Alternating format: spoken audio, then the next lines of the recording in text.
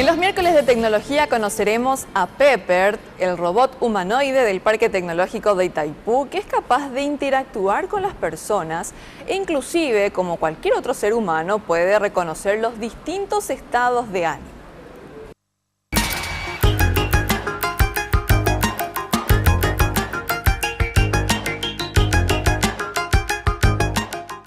Se desplaza, mueve las manos, detecta los rostros y los sigue con la mirada. Si es que se puede llamar así a los sensores que posee un robot como Pepper, creado para interactuar con los seres humanos.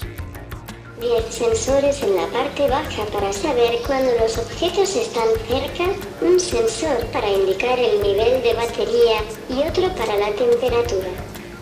Además, tengo sensores táctiles en las manos y en la cabeza para interacciones sociales.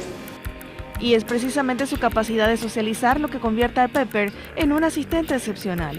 El Parque Tecnológico de Itaipú cuenta con sus servicios para promover la educación a través de charlas demostrativas en diversos puntos del país.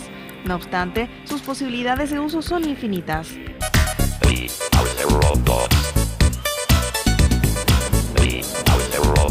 La idea es poder hacer la tarea de un asistente, es decir, poder recibir a la gente, guiarle, mostrarle dónde quedan los lugares que ellos necesitan, en caso de un restaurante poder atenderle, verle una mesa.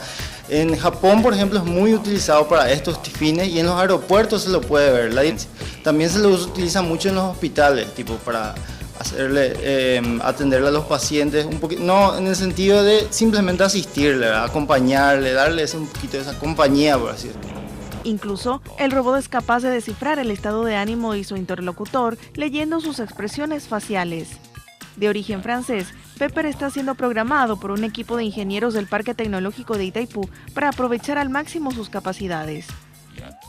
Bueno, para nosotros obviamente es un gran honor poder estar trabajando con este tipo de robots. En realidad estamos muy felices de que podamos estar con él, explotando todas las capacidades que él tiene. Pueden estar expectantes de que vamos a seguir mostrando mucho más de lo que es capaz de hacer Pepper. Desde el Parque Tecnológico Itaipú, un saludo a todos los televidentes de Red Guaraní. Nos vemos.